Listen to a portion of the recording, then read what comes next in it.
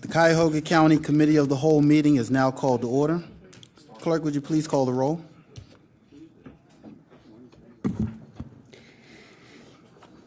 Calling the roll, Mr. Germana? Here. Mr. Gallagher? Here. Mr. Schron? Here. Ms. Conwell? Here. Mr. Jones? Here. Ms. Brown? Here. Mr. Hairston? Here. Ms. Simon? Ms. Simon is absent at the moment. Mr. Brady? Mr. Brady is absent today. Mr. Greenspan? Here. Mr. Miller? Mr. Miller is absent today. You have a quorum. Well, we do expect Councilwoman Simon to join us shortly, but Councilman Dan Brady and Councilman Dale Miller, can we have a motion to excuse their absence for today? Second. Moved by Councilwoman Conwell and seconded by Councilman Germana. All in favor say aye. Aye. Aye. Our colleagues are excused. Jean, has anyone signed in for public comment related to the agenda? Yes, Mr. Vice President. And We if you- have several people here. Each person will be given 3 minutes to speak. And if you would call them by name, those who have signed in? Okay, I will be glad to do that. Stephen Minter is the first one up. And again, if there are any in the audience who would like to make a comment, please feel free to sign in the back, and you will have an opportunity to speak as well.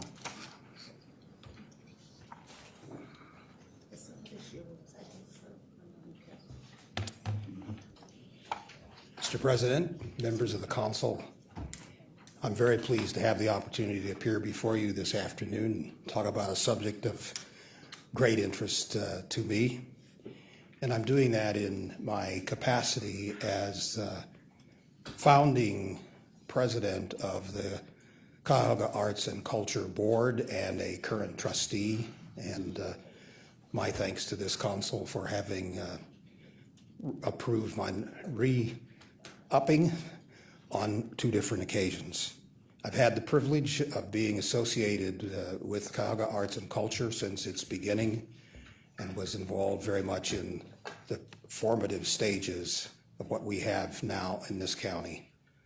An extraordinary public institution that has, since 2008, distributed $125 million to over 300 arts and cultural organizations, large and small, neighborhood, major organizations, downtown organizations.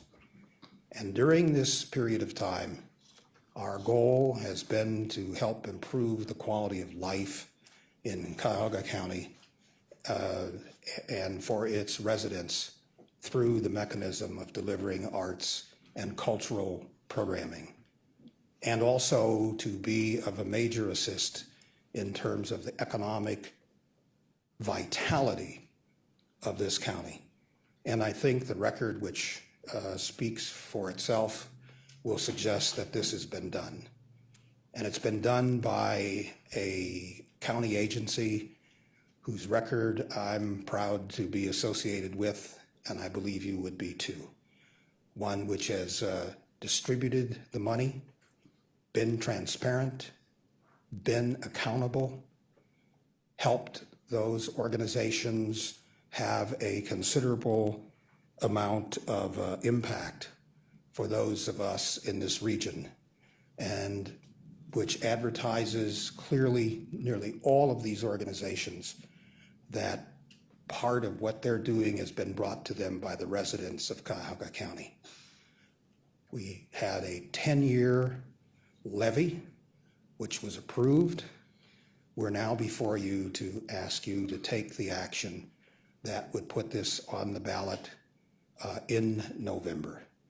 And we're deeply committed to it.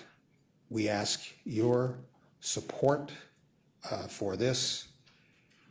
And I think you will probably be hearing from a number of other persons this afternoon who are much more directly involved. So I ask you to respectfully, seriously consider putting this item on the ballot. Be happy to answer any questions. And not at this time. The format allows for your input.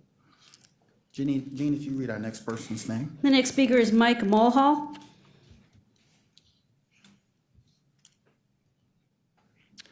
Good afternoon, council members.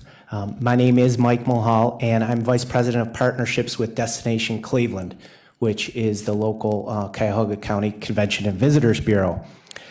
As the primary advocate for the travel, tourism, and hospitality industries here in Cleveland, we recognize how important our arts and culture sector is and the impact of the hundreds of millions of dollars it injects into our economy each year. The programs, projects, and organizations supported by this levy are a crucial part of attracting visitors to Cuyahoga County through leisure and business travel. I went to our website before I walked over to here today just to see how much our arts community was being represented.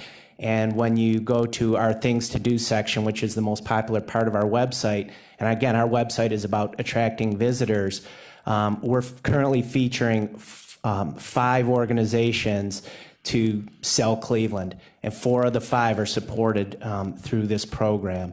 The Rock and Roll Hall of Fame, Playhouse Square, Cleveland Orchestra, and Cleveland Museum of Art. So that just goes to show you, I think, how important we see the arts community and the cultural community into selling Cleveland as a destination.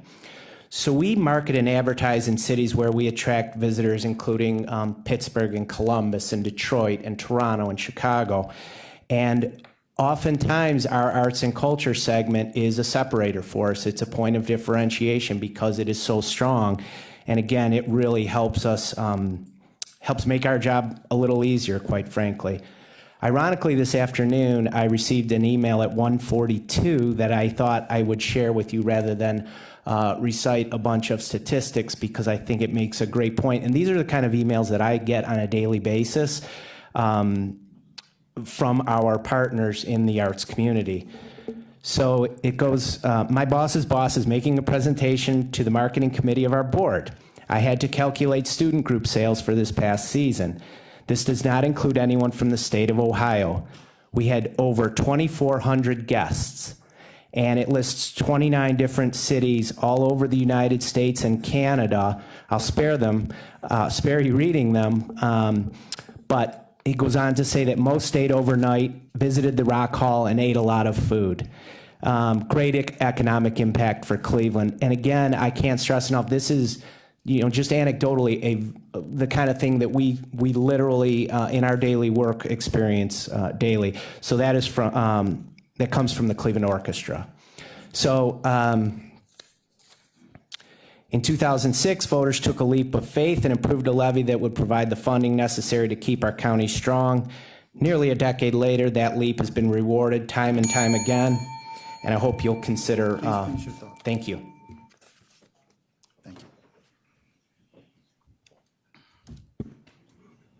The next speaker is LaJean Ray.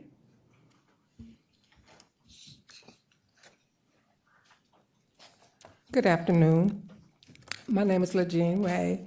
I'm the director of the Fatima Family Center located in historic Huff, right across the street from League Park. I'm so pleased to be here today to ask you to support this very important levy.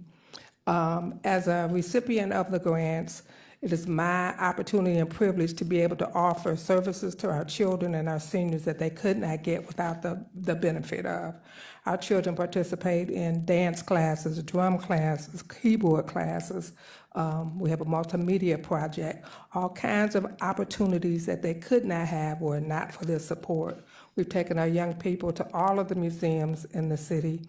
We recently took a group of seniors to see the Cotw exhibit that's at the museum as we speak. This past Thursday, we had an art exhibit for our young people. We had 40 blooming artists with their exhibits on display. It was amazing, not only for the young people who have received art instruction, but for the families who came out to see their children's work exhibited in the heart of Huff. So I say to you that this is more important than just dollars. This is a transformative process that can really impact children's opportunities for economic, educational enrichment, the kinds of things they are not currently getting in the school system. So I would hope that you would consider the magnitude of this, the support that it provides for us, and the opportunity that it is creating for children and their families. Thank you. Thank you. The next speaker is Frances Caldwell.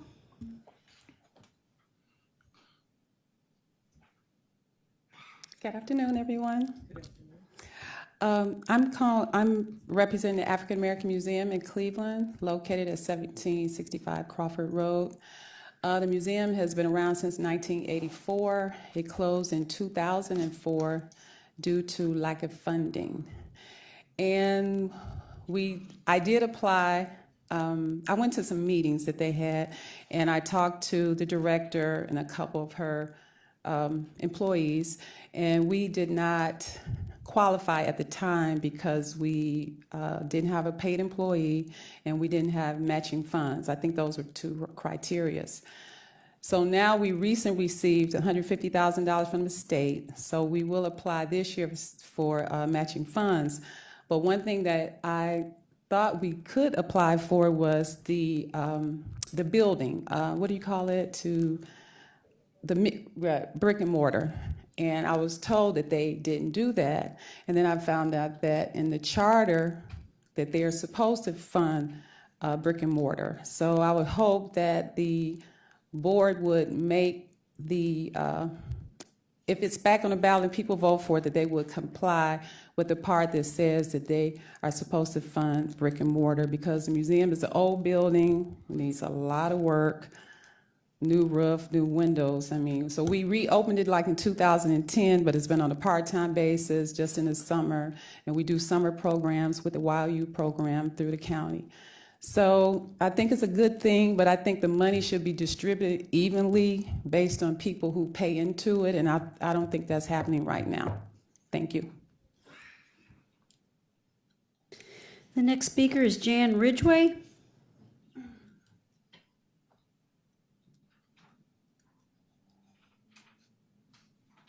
Mr. President, members of the council, Jan Ridgway, Garden Valley Neighborhood House, 7100 Kinsman Road, Cleveland. What we know is that the arts heal. We also know that there is a creative energy, a creative fire in every child and in every human being. And what we have tried to do at Garden Valley Neighborhood House is to help discover that energy, to help develop that energy, and to help our children who are thriving, albeit in a neighborhood with some of the highest poverty indicators in the city of Cleveland. We are helping them to gain self-esteem, to gain self-confidence through performance. We have 3 different arts programs at Garden Valley. We have a senior choir. Our senior choir has performed at nursing homes. They have also performed at Camp George Ford's senior events.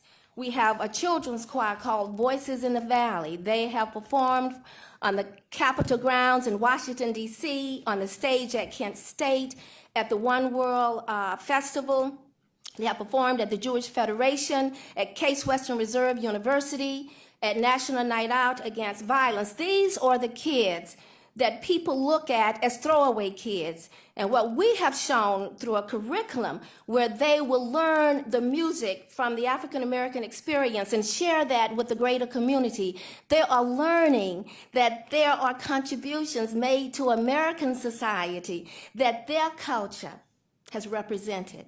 And I think that is so critical to children who are growing up in poverty every single day. Our 3rd event is a theater arts program. Our theater is the Phoenix Theater. We have performed 8 plays. It is a first stage theater. New playwrights who have never had a piece produced come to us. Plays that have never been on a professional stage come to us. And 2 plays that were workshopped at Garden Valley are now being considered for the season for a professional company here in the city of Cleveland. This is what we do. We teach, we entertain, and we educate the greater community. We ask that you continue funding for this program, and even though we have never received funding, I think that the funding is important for all of these grassroots organizations that are struggling every single day to raise the quality of lives of the people who live in Cleveland. Thank you. The next speaker is Mr. Satinder Puri.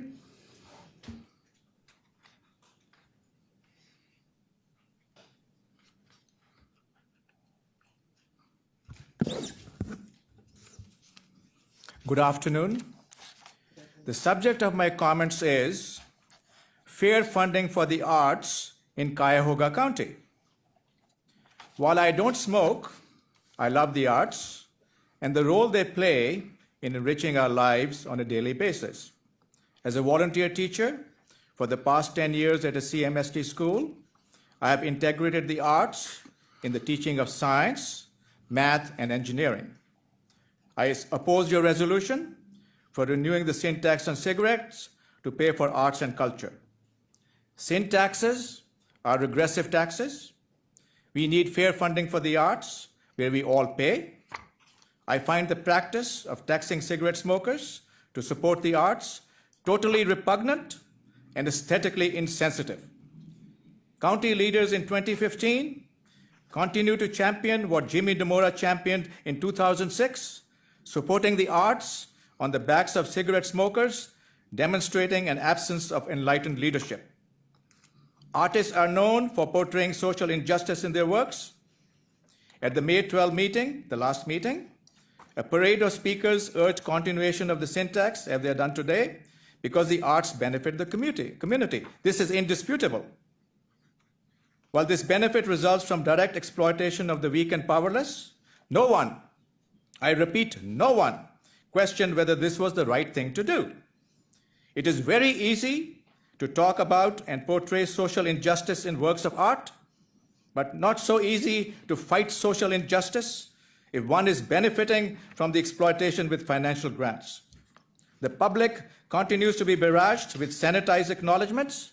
For example, a performance from Brahms, Beethoven, and Mozart, brought to you by Cuyahoga Arts and Culture and not by the cigarette smokers of Cuyahoga County. I will actively oppose the 2015 sin tax with my vote no on sin tax signs. Love the arts, but not the use of regressive taxes to support them. The ends should not justify the means, never. We should stop exploiting the weak and powerless in our society. It's a sin, Cuyahoga, to fund the arts on just the backs of smokers. We need fair funding for the arts. Tax all or tax none.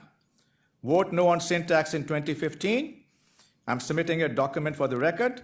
Thank you for your attention, and go Cavs. All right. The final speaker right this minute is Michael, and I believe it's Nelson.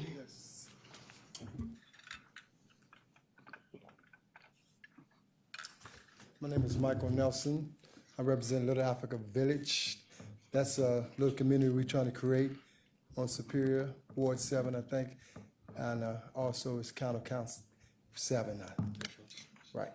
But anyway, I'm saying like this is where I'm coming from. We live in a community where, like the gentleman was just saying about the seeing and supporting arts and culture on the sin tax, but I'm like this, almost everything we do has come from, one way or another, bad on one end, good on the other. So what I'm saying, the people in the inner city, in my ward, and where I live, is we can benefit from a sin tax. I believe that instead of, the money that's going into it, I'm not here to comment on where it's going, I'm saying what we would like to do. We just like a fair share. You got a lot of people in our neighborhood already living in misery. So they kind of like indulge in things to kind of take them somewhere else. So we want to bring them back to the arts, bring them back to the dance, and bring them back to the culture. So I think it would benefit us as long as it's distributed evenly. And, we kind of get a fair shake of it because we pay in, and we pay in it almost equally or equally. I think we should benefit equally. That's what it is. Thank you. Mr. Vice President, I fibbed. I just got a signed sheet right now. Brenda Miller would also like to address council. All right. Ms. Miller, feel free to come forward.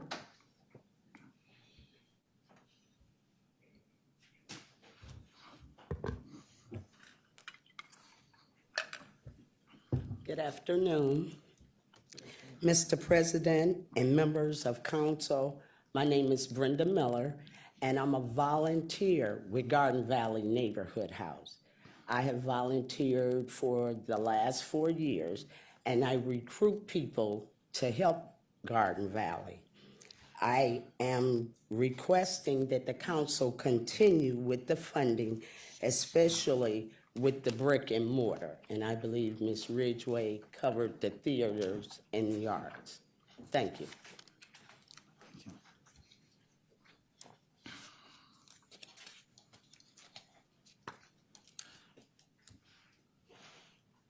Are there any other presenters?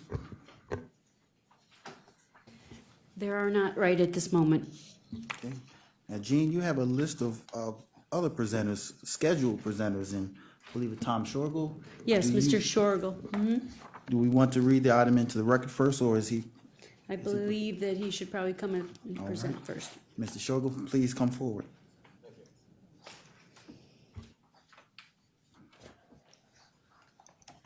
Afternoon, council members. I appreciate the opportunity to speak on behalf of the arts and cultural sector, in particular, the renewal of the cigarette excise tax in support of the arts and cultural sector. 9 years ago, the voters of Cuyahoga County took an action to sustain an extraordinary asset, its arts and cultural sector.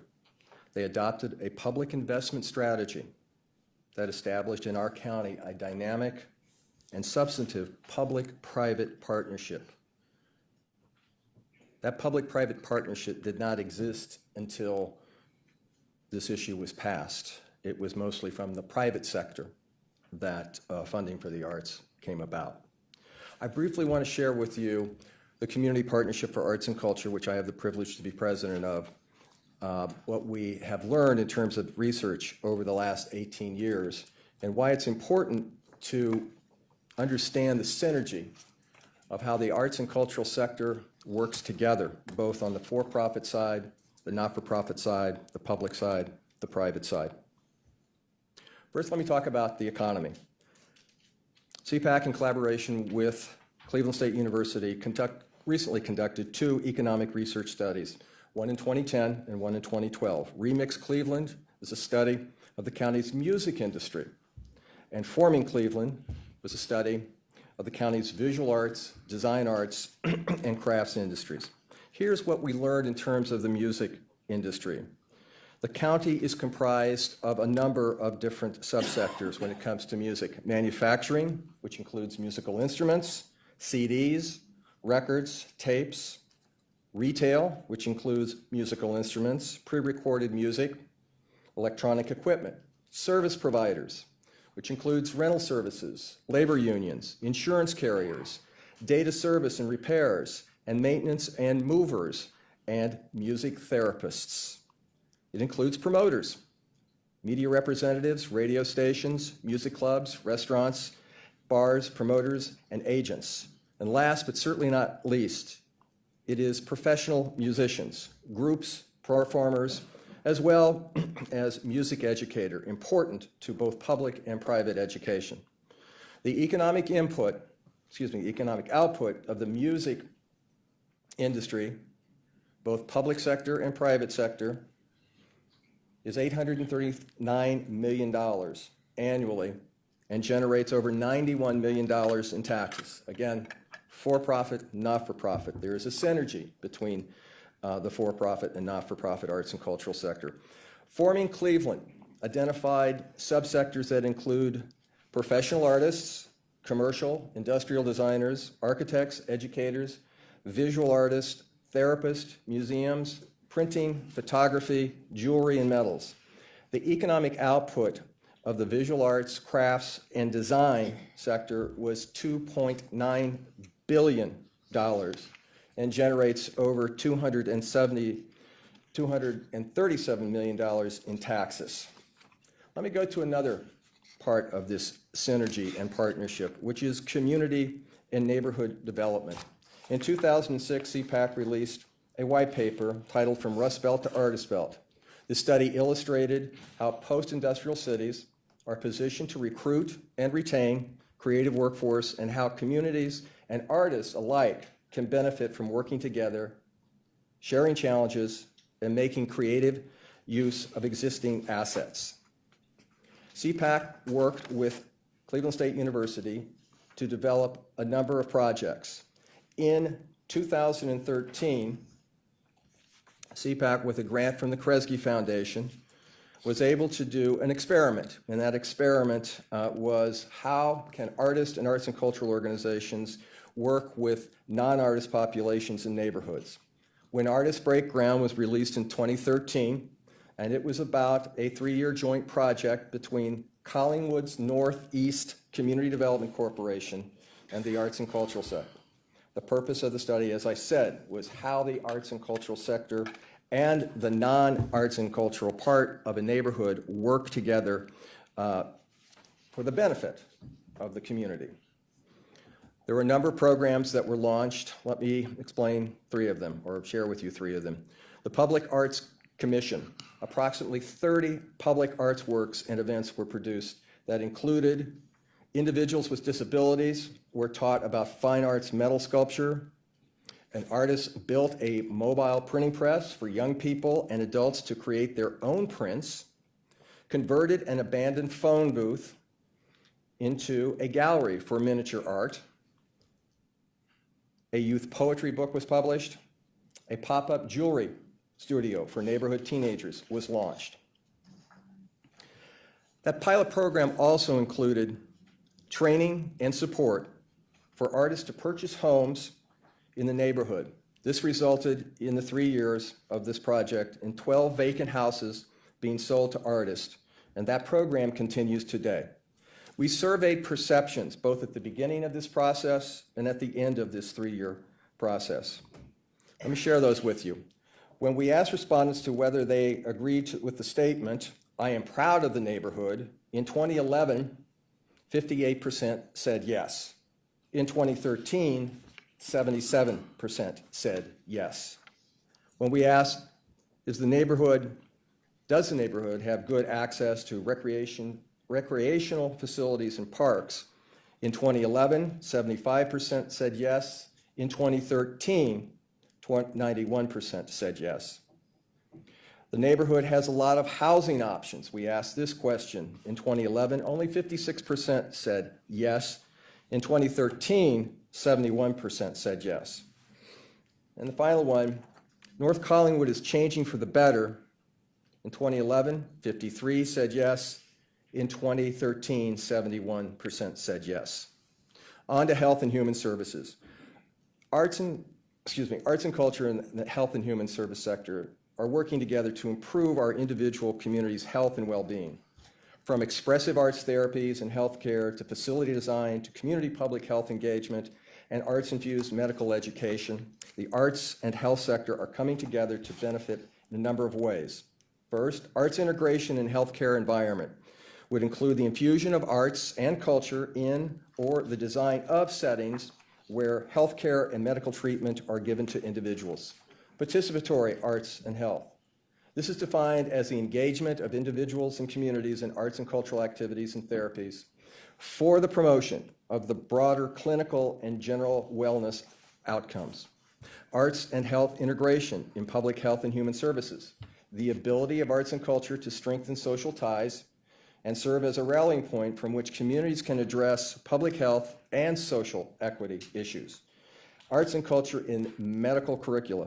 The enrichment of medical training and programs through the integration of arts and culture. One example out of hundreds is the intersection of arts and health and human services was a research piece conducted by University Hospital Segment Cancer Center and it was printed in the Journal of Pain and Symptom Management. The purpose of the research was to determine the value of music therapy to offer an effective method of pain relief treatment and an alternative to drug therapy.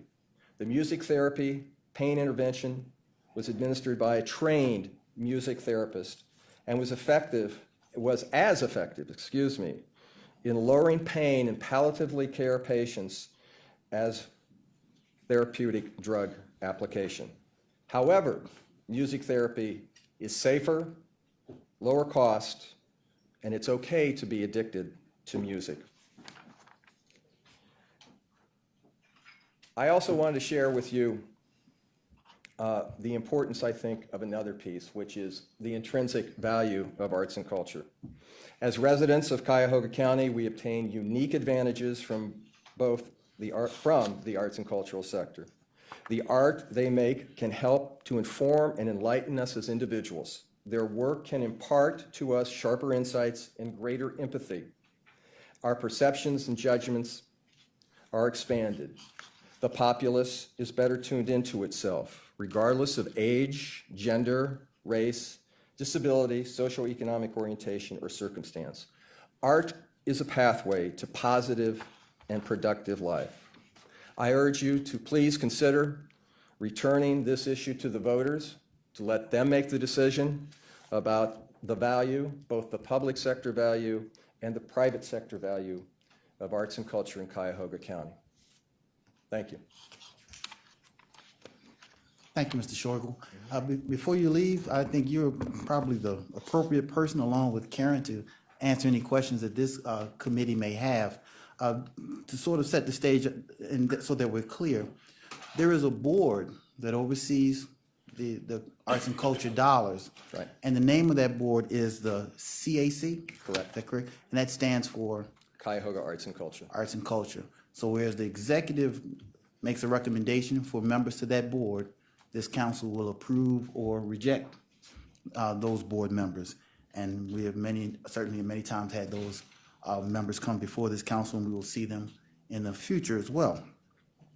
And with that, you actually are not on that board, though, are you? No, I'm not. You are with?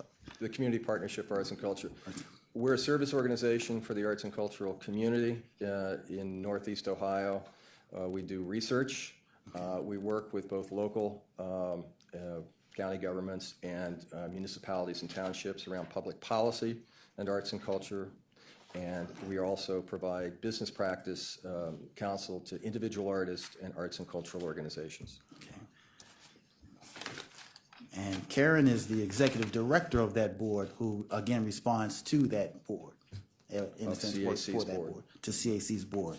Excellent. At this moment, are there any questions from my colleagues regarding this that you may want to direct towards the presenter?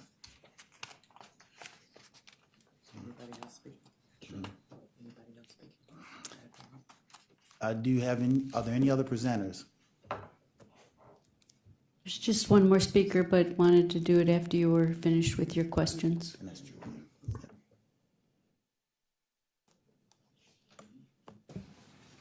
Mr. Jarvis, you're aware that we had some questions, not about the fund, how it works, anything of that nature. I think everybody sings accolades about the arts and culture and what it does. The questions were dealing more with the funding source, as we talked about at the last meeting.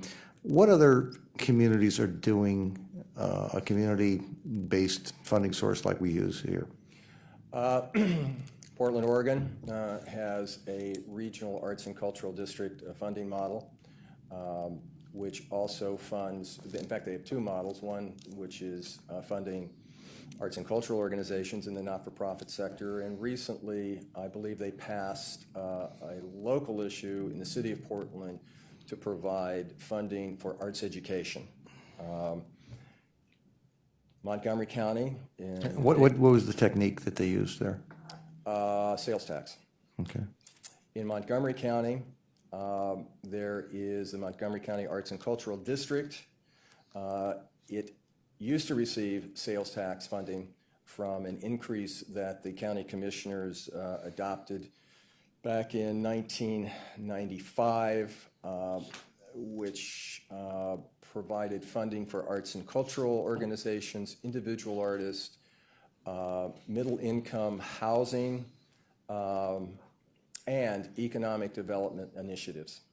And that was an increase in the sales tax. It was not a referendum. It was based on the county commissioners in Montgomery County had not reached the top end of their sales tax, and so by executive order, they increased it. I believe those funds have been rescinded because of Montgomery County's difficulty through the 2008 recession, which I don't believe has been reestablished since then. Okay, well, I'm a big fan that the arts, as you know, are part of economic development. They're not Right. They are joined to the hip. So that I'm thoroughly a believer that the one drives another as you start out your list of other business activities that are engaged with arts and culture. Any other communities you're aware of that are that have a public voted tax? And then if so, what is the tool or technique they're using?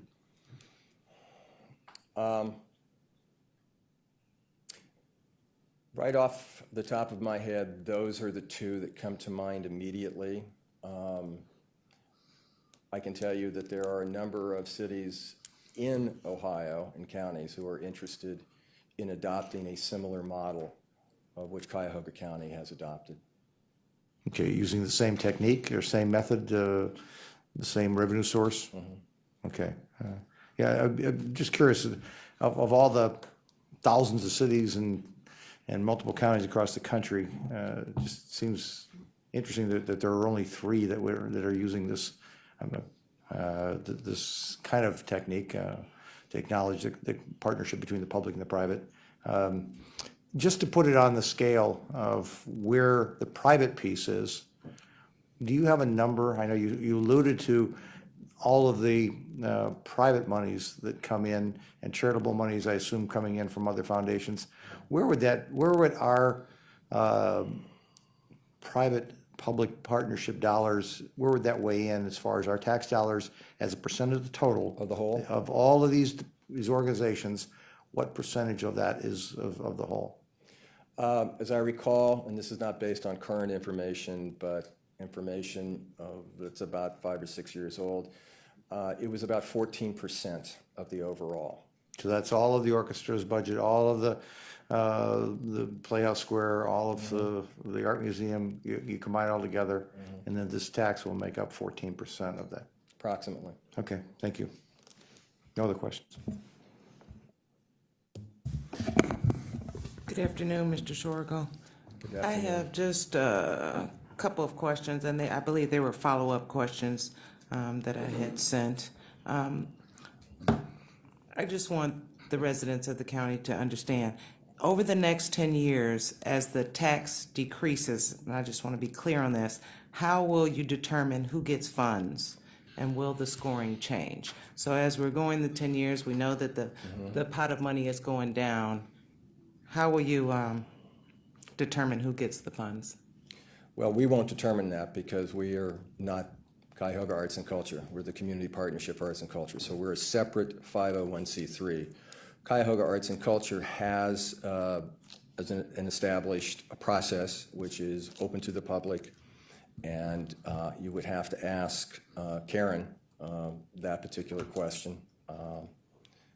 I know that many communities across the United States that I'm familiar with look at this process as being one of the more transparent and fair processes that exist when it comes to public sector funding, particularly looking at the potential of the conflict of interest issue, which speaks to CAC's recruiting out of county and out of state panelists to review these grants, as opposed to having in-community panelists who may have to excuse themselves on a number of occasions to act on these or vote on these grants because of conflict of interest. And I'm just wondering, I believe as the dollar amounts decrease over the next 10-year span, other organization, OAC, a consideration of not accepting, I'm just wondering if you guys have considered in moving forward, a consideration of not accepting new applicants that haven't previously applied and or received funding? To my knowledge, CAC has not initiated that policy.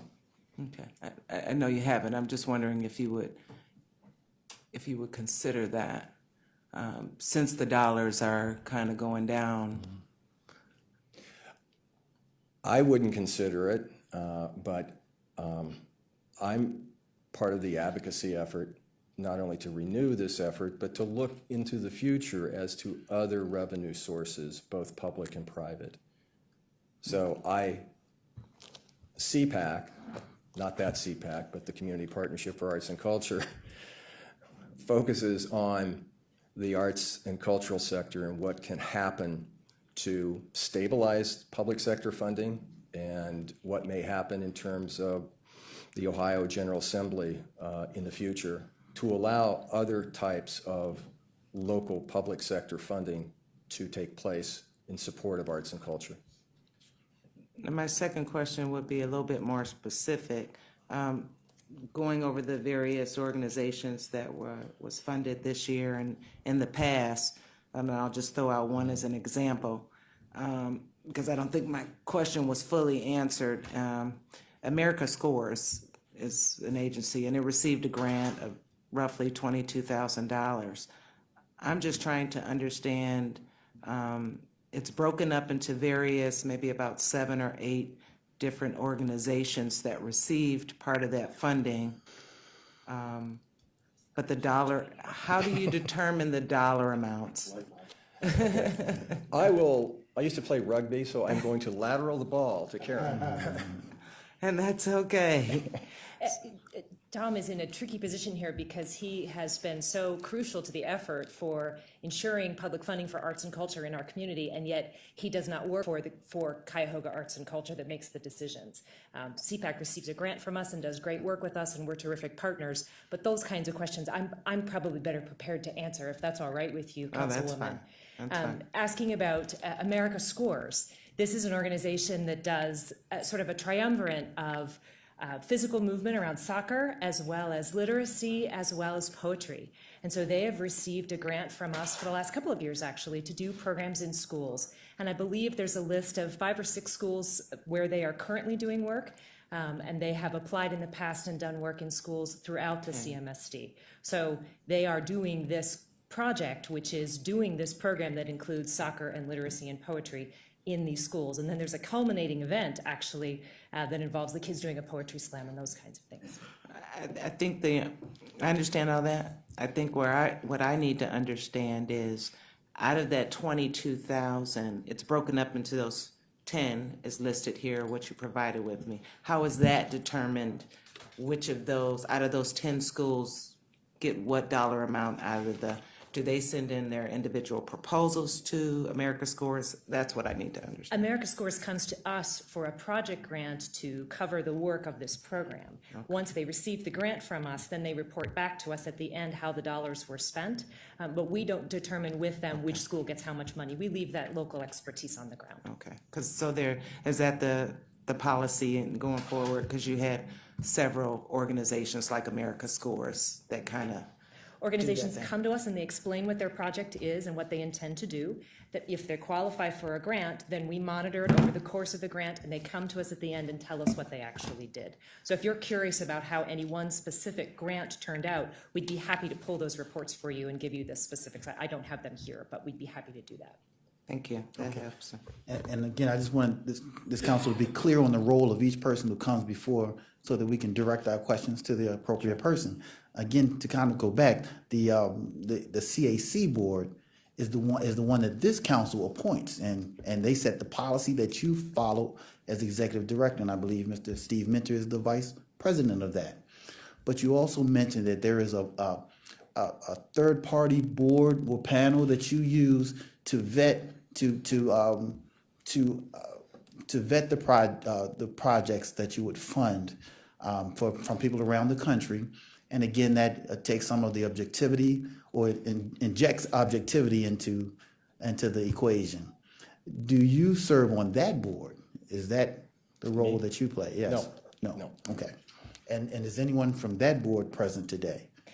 No, sir, because those panels are assembled annually based on the needs of the grant pool. We bring people in from all over the country, actually, and they'll come here in October again of this year to adjudicate grants. And we're bringing cultural professionals from all walks, from all kinds of cities around the country and around Ohio, just outside the 16-county region that is Northeast Ohio. Okay. Are there any further questions from the council? Then I'll take a moment and I'll say, as we look at this legislation, and I am certainly an advocate and a supporter of this arts and culture levy, but I think we've heard it very clearly from presenters here today. There's $125 million used over the last 10 years. And as we've heard in our previous presentation, not one penny has actually gone to capital improvement, to the roofs and the windows and the fixtures of this community. And we can look at the core of this county, the city of Cleveland, the east sides and other areas. I think intuitively we can look and see that there are infrastructure needs across. But if we speak strictly to the arts, there are many institutions, and I think it is commendable of the ones present today to stand up and say we support the arts and culture levy, when many have asked and said we did not receive money for brick and mortar, but they're still standing here advocating that they're a part and they're connected to this community.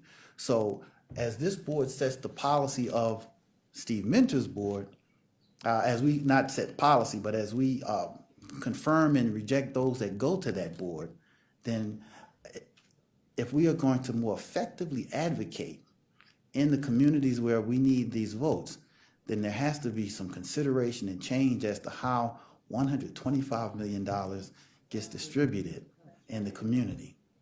And I'm going to take a moment and I'm going to read the purpose and objective of these dollars. Let's take a moment so everyone can hear. And I won't read all of that legalese talk, but we'll keep it brief. The Cuyahoga Arts and Culture was formed for the following purposes. 1, to make grants to support the operating or capital expenses of arts or cultural organizations located in the county, so as to provide a secure source of county public sector funding in support of the operations, programs, and services of the county's arts and cultural sector. To defray the cost of acquiring, constructing, equipping, furnishing, repairing, remodeling, renovating, enlarging, improving, or administering artistic or cultural facilities. 3, to meet the operating expenses of Cuyahoga Arts and Culture. And 4, consistent with the foregoing, to provide grants programs in accordance with the Cuyahoga County Public Sector Arts and Cultural Investment Models. Okay, so again, infrastructure just echoes throughout the purposes, and to think that $125 million was spent and not a penny has gone towards the main purposes, then we need to make some adjustments, and we need to work together to make sure that we continue to be successful in bringing these dollars to the community. Individuals are in this community certainly are purchasing cigarettes and these products, and they're not saying let's stop using the tax dollars, but let's find a way to direct some of those dollars into the communities where they're actually making these purchases. So I look forward to working with you over the course of this campaign and messaging that's required to make this campaign a success, and following through on the commitments of those messages to support as much of our county as is possible. Councilman? Thank you, Mr. Chairman. I guess what we as a board do is we pick a board and recommend based on the recommendations that come forward. One of the things that we have to be very cautious of is to go through and micromanage every individual decision, every individual detail, because there is a endless need for capital. Just one of the projects at the Art Museum would have taken out the entire $120 million for all 10 years. Just one of those projects probably would have taken out a major portion at the orchestra. One of those projects would have taken out a major portion of the new renovation that's being proposed for the Art Museum. It is an endless need for capital in every one of these major institutions that we have here. And so you have to, I think, we have to rely upon Mr. Mentor and people like that that come forward and say we're doing the best job we can. We know that one of the things that's going to happen is that in less than 10 years, this money is going to be less than half of what it currently exists today in the books. And so as a result, you have to look at what the chairman over there, when he puts that together and looks forward to a program and ask him, are the programs diverse? Are they doing what they're intended to do? Are they encouraging that? Because the risk is that as we have seen in capital projects, you can very quickly absorb $12 million in an annual basis in just one single project. And now what we've done is every single program gets eliminated, potentially, if that's what could happen with capital projects out there. So I think we have to you're walking down a very slippery slope when you move from what we've been doing for the last 10 years to this, because, I mean, as you look at it, every one of these major museums has gone through capital improvement projects. And again, more than $120 million, I know, went into the art museum project, and more than that into the renovation of the orchestra, which these are all part of it, of which none of which got a penny of capital money from their grant requests. And I would be relatively believe that none of these other projects would have probably all could have gone for the last 10 years asking for capital money too. So I think that when we have chairmen like we have who've been leading this, I think that we have to rely upon that. And whenever you appoint boards, I think you have to be very careful not to go into the details of that, even though it's within the scope. The scope, as we know, of any piece of legislation passed 10 years ago was probably passed on a very broad basis. But the dollars are getting less and less as time goes on. And I would hate to see all of our projects in jeopardy because we would go out and spend the money for example, the Art Museum could have used the same rationale. The orchestra could use the same rationale, the Natural History Museum, and all the other great programs around here. Any further comment? Councilwoman? Through the chair, I kind of believe any time that you have the scope that is listed in the project, that scope is public record to individuals and organizations and neighborhoods. So they're voting on it, they're paying for it. They want you to follow the scope that is listed. And that scope was determined 10 years ago. For whatever reason, CAC chose not to utilize that portion. So my question to you guys would be, and I don't know how far, Karen probably doesn't go back that far, what was the rationale of why we didn't look at that full scope and honor that? We have project dollars.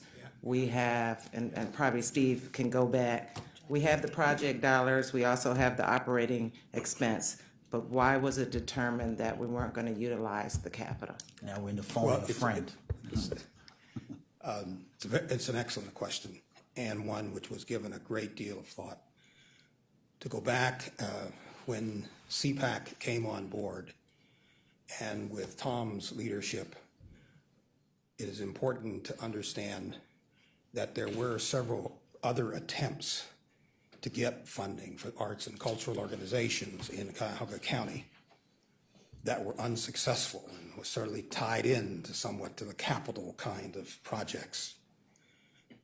When we stepped back and had the opportunity to rethink this, Tom was instrumental in chairing a process that was a community-wide deliberative process where meetings were held throughout Cuyahoga County. There was a broad panel appointed by the Board of County Commissioners, and we went into this very, very carefully and thoroughly. And that was a major question. Capital, project support, operating support, consideration for helping individual artists.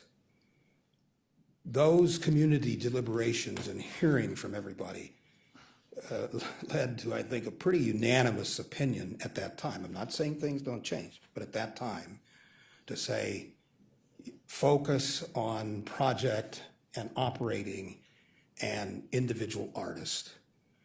That's why there is reference made to the investment model. That model was what was brought out and taken to not only the state legislature, but to the county commissioners. That's what we then said we were going to do with the issue $18. So in many respects, prior to the board being appointed, there was a mandate that led to the passage of issue 18. And then when the board was appointed, we quickly said our job is to follow through on the commitments made in the investment model. Yes, it is clearly the case that the legislative authority did say that, but we've been very, very clear, even before the levy passed, that this was not going to be money used for used for capital needs. You're the bosses ultimately, and if we have to reconsider that, then that it will have to be reconsidered. But that's the background and the policy. And so rather than getting into capital, our push has been, look, there are, in the operating support pool, I think about 57 organizations from the giants to the very small, okay? And we said we wanted to be able to expand that, and that's why the project support, and that's why we worked with Neighborhood Connections, the subcontract, to say instead what we should use these dollars for would be for project and operating support to assure that we get into every area of this county. And so the board has been very strong about that from a diversity standpoint, fairs, small organizations, the large organizations, having a cap on how much the large organization can really get in terms of a percentage of budget. So we've been very strong on that, and I think we've also, the five of us who have been your appointees have also been very strong. We don't want to talk about capital. There is an alternative process for some of the organizations, not all. Some of the foundations make grants for capital projects. There's capital money that comes out of the arts area in the state of Ohio's budget. Karen was one of the persons who recommended what should happen in Cuyahoga County. The Greater Cleveland Partnership is involved in that process. So we've struggled, and believe me, I can't even imagine all of the things we'd have to go through. Don't say we won't do it if that becomes a mandate, but to distribute $1 million or $2 million or those kinds of funds is pretty significant. So that's why we've said capital, we just can't get into that. How do you start to sort out, even among the 57 organizations which get operating support, how do you manage that kind of program? So that's our reason, and it was based on something that was a mandate I think we felt that we received as a board when we were established. I appreciate that, and I thank you for the history for this council. But just in moving forward, you know, just down the 10-year slope, anytime that we put in, and this is not just for this particular levy, but for other previous levies, government officials have had to hear that the scope was promised, certain wording was promised in the scope to individuals, to the taxpayers. All of it was not utilized. And so when you ask them, my concern is when you ask them 10 years down the road, you didn't make, in their eyes, you didn't make good on the previous 10 years. So I just think in the board going forward, and I know capital expense is a lot, but just as you broke up the percentage that will go to project dollars and to operating dollars, you could do the same as far as capital improvement and put your limits and your criteria. You know, I know that's a lot of work, but just going down the road, I can see that when you try to renew this again or whatever the process is of going to the state legislator, people are going to have a pushback because they're going to say, how can you promise me that when you didn't do it the first time? And I just trying to steer that off a little bit. I think that's fair. Further questions, Councilwoman Brown? Just for clarification, we spoke a little bit about the cap and making sure that there's a cap on how much money some of the larger organizations can receive. Can you just speak a little bit more to that for the public and for clarification for myself as well? I'll be happy to ask Karen to do that. Let me say the board sets that policy, and we've gone through that and thought about, again, that from the very beginning too. keeping in mind from the time we got the voters to approve this, that one of the great concerns is all the money going to the big guys and the big organizations. What about the smaller organizations? So we went through and developed a model, an investment model, and set some parameters so that no one was going to walk off with on the basis of their budget with, all of it. If I could add to that, the county commissioners did adopt those investment models by resolution in February of 2004. It should be in the record. If not, I can send you a copy of it. Please do, and please send it to our clerk. Okay. So to the question of how the dollars are distributed and if there are caps or limits, or how does that work? One of the things that we have felt very strongly about, and that the board has felt strongly about since the beginning, is that we never want to be so much of an organization's operating budget that having these dollars destabilizes them, particularly knowing this is a resource that has to come back in front of voters over some period of time. And so we've said from the beginning, we do not want our grant to represent, in the case of operating support, more than 25% of any organization's budget. But at the same time, we are going to work to make sure that the grants that we make are meaningful to organizations of all sizes. So the way we distribute dollars in the operating support program is based on the size of the operating budget of the organization in question. So for the larger organizations, the Playhouse Squares and the Rock and Roll Hall of Fames, et cetera, that operate with multi-million-dollar operating budgets, those grants can be $1 million a year. But for organizations that are working at the neighborhood level, professional organizations that are operating with budgets of under $1 million, and there are many of them in the pool, they're still receiving meaningful grants from us. That grant will never be more than 25% of their budget. In the case of the Cleveland Orchestra, for example, their grant from us this year is just about $1.5 million in the operating support pool, and that represents about 4% of their operating budget. So it's a small percent of their total dollars that come through the door, whether it's earned income or other contributions or other grants, but it's meaningful from a dollar amount perspective. Does that get at your question, Councilwoman? Yes, thank you. It leads me to another question.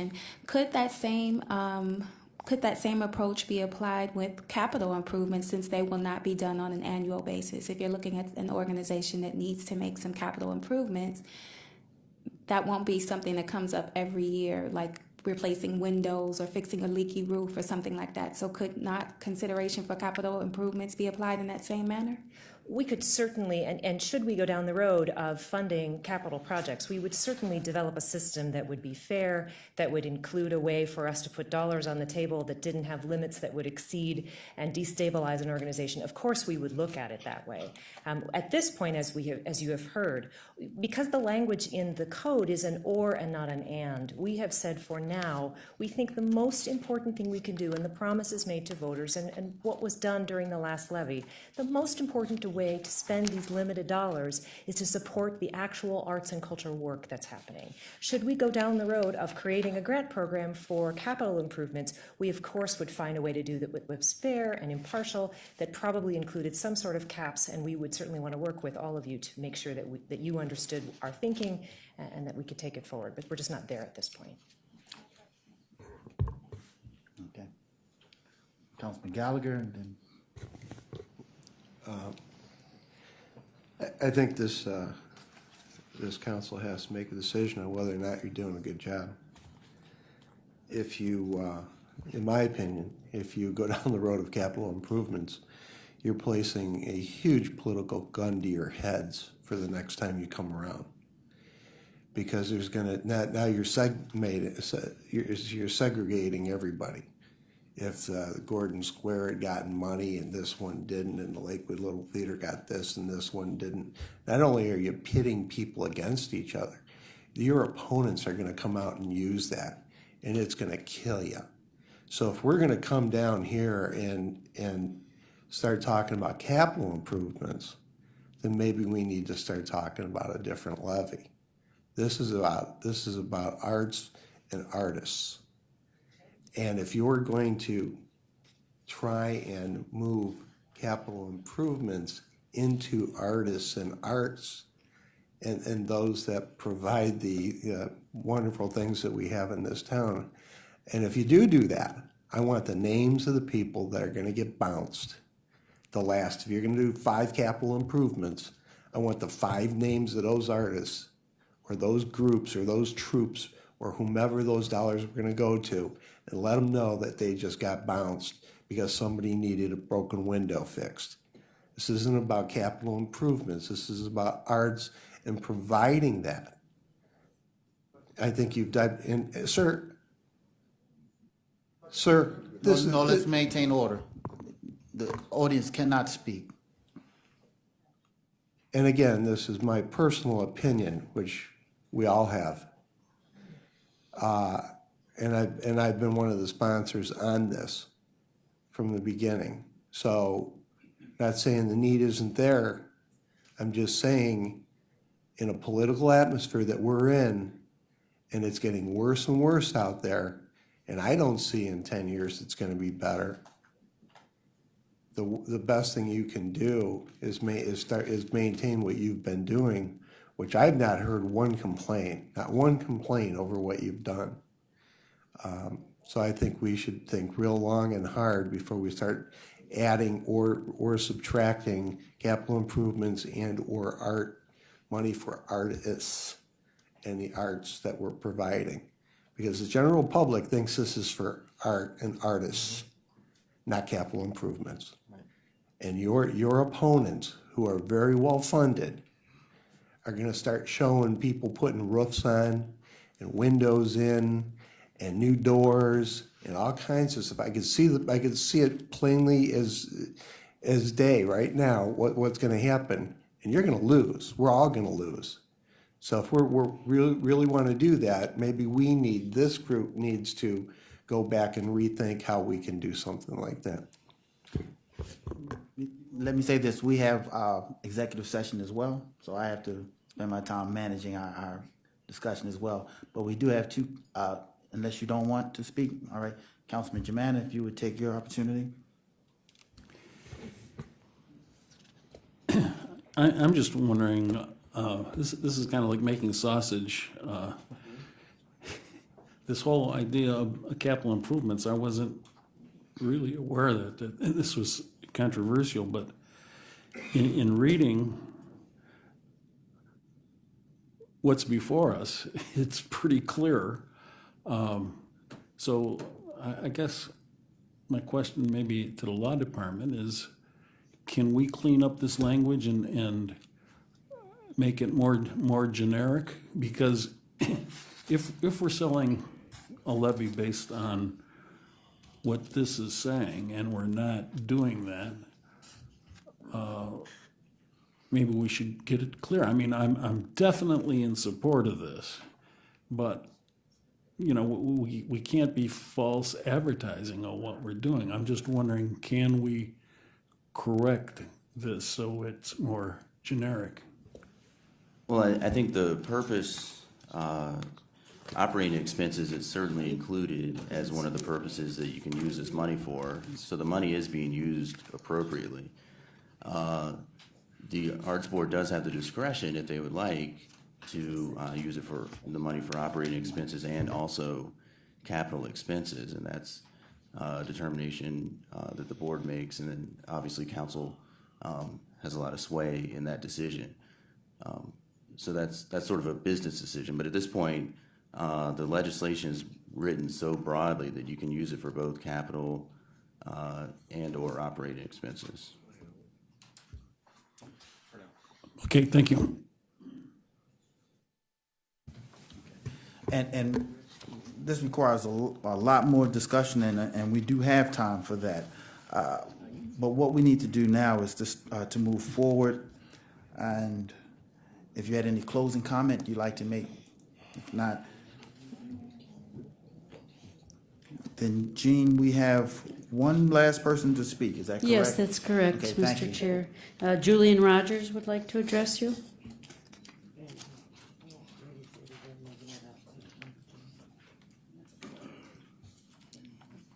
Good afternoon. Afternoon. It's a pleasure to be here amongst my former colleagues. and to speak in support of the legislation to place the arts and culture levy renewal back on the November ballot. I am here also as a member of the Community Partnership for Arts and Culture Board, where I have the pleasure of working with Tom Schwargel. You may or may not know, but back in 2006, I also served as the field director for the Issue 18 levy. So I have firsthand experience in working with the arts community and getting this original levy passed. And I can tell you, I learned firsthand the breadth and the depth and the diversity in which our arts community in Cuyahoga County exists. We really should be proud of the amount of arts and cultural institutions that are both large and small that represent our entire county, and we are very well known for that.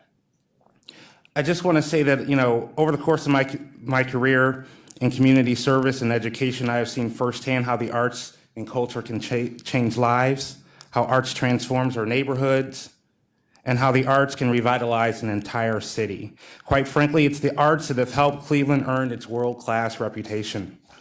Despite the obvious importance of arts and culture, I understand how challenging it is to sustain an arts organization and how difficult it can be to raise funds to allow an organization to be stable, let alone thriving. Arts and culture,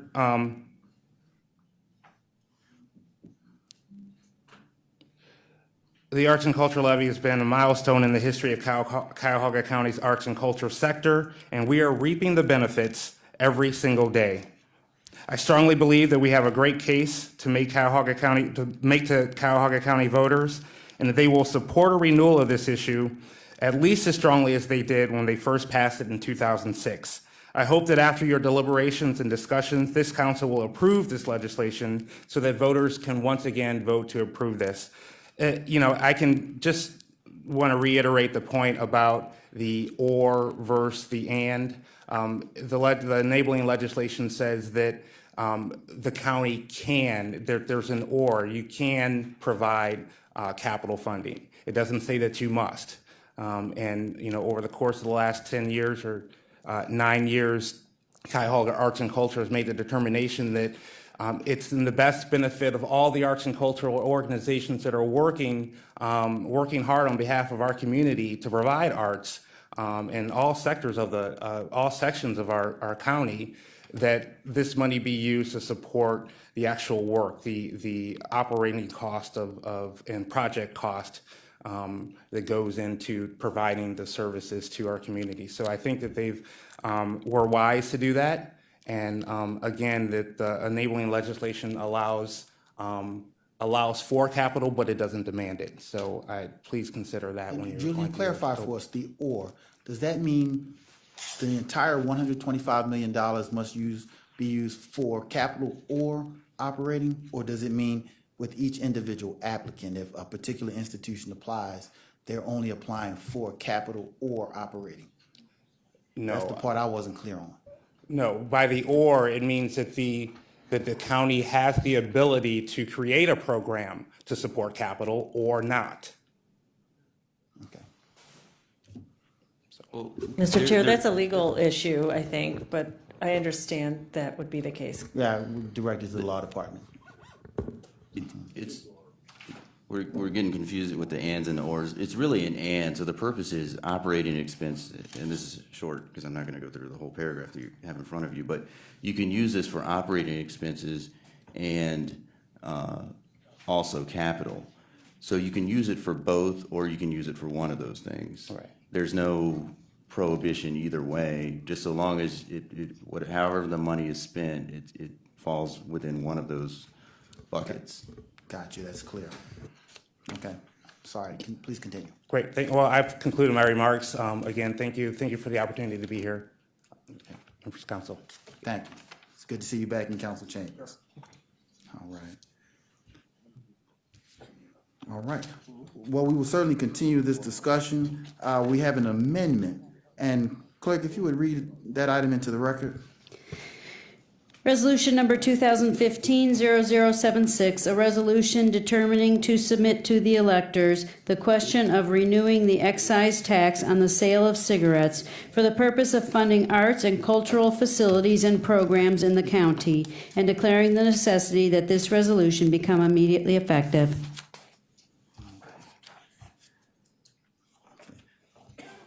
And our proposed amendment is here in place in order to make technical changes in the section 2, and that's to clarify the ballot language.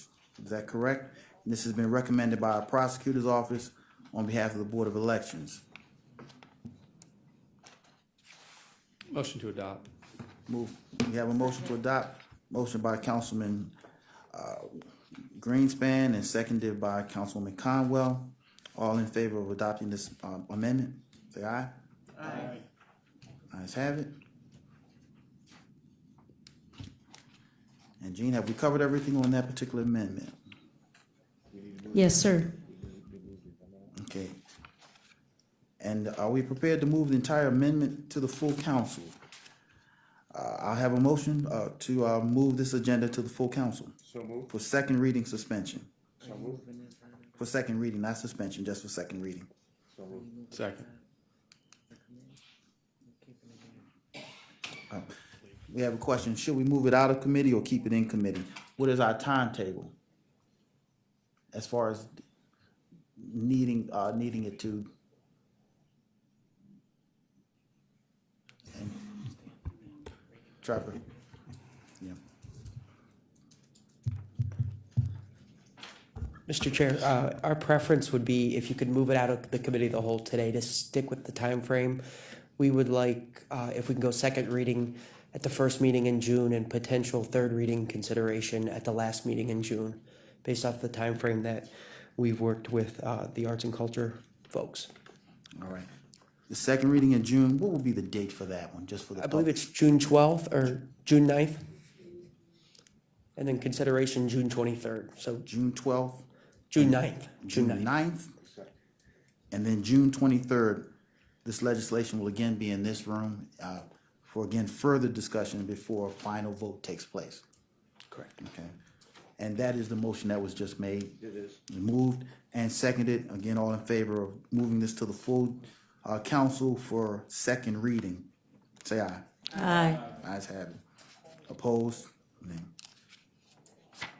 All right. So thank you for the full discussion, and we will continue this conversation again at those dates. At this time, is there any public comment unrelated to the agenda? Mr. Chairman, there is not. At this moment, we have an executive session scheduled. All meetings of the Cuyahoga County Council are open to the public under the Ohio Open Meetings Law. Under that law, council may go into executive session during a meeting for specifically authorized purposes. During executive session, council confers outside of the hearing of the public. Council may not make any decisions about any matters in executive session. All decisions are made in public. This afternoon, the council's committee of the whole will go into executive session to discuss collective bargaining matters. During this time, our live stream will be down, and we ask all those not specifically needed for the executive session to remain in council chambers. Council members will convene in the adjacent committee room A and will re-enter the meeting once the executive session has ended. Is there a motion to go into executive session for purpose of discussing collective bargaining matters? So moved. Moved and seconded. All in favor say aye. Will the clerk call? Yeah. Okay. Calling the roll to move to executive session, Mr. Germana? Yes. Mr. Gallagher? Yes. Mr. Schron? Yes. Ms. Conwell? Yes. Mr. Jones? Yes. Ms. Brown? Yes. Mr. Hairston? Ms. Simon? Yes. And Mr. Greenspan? Yes. Motion carries.